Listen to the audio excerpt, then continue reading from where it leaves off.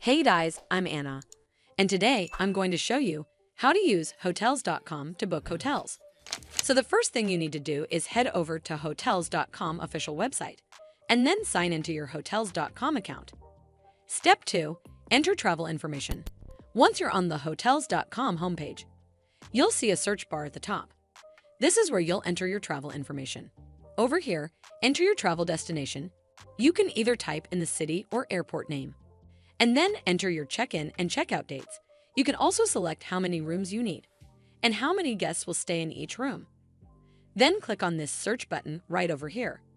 Step 3. Choose your hotel.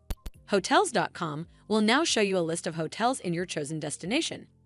You can sort the results by price, customer rating, amenities, etc., and then scroll through the list of hotels to find the one that best suits your needs. When you've found the hotel you like, click on the hotel name over here. Step 4.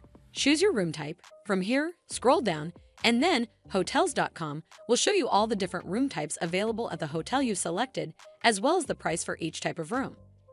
Once satisfied with the room, select the room type you want and click on this Reserve button. Step 5. Enter your payment information. Now over here, you'll need to enter your contact and payment details. Enter your first name and your last name in the details section, along with your contact details. Once you're done with that, enter in your credit card details in the payment section. Once you're done filling all the information, review all the booking details, and then click on the Book This Stay button, and you're done. Once you click on this button, you will now see a confirmation page.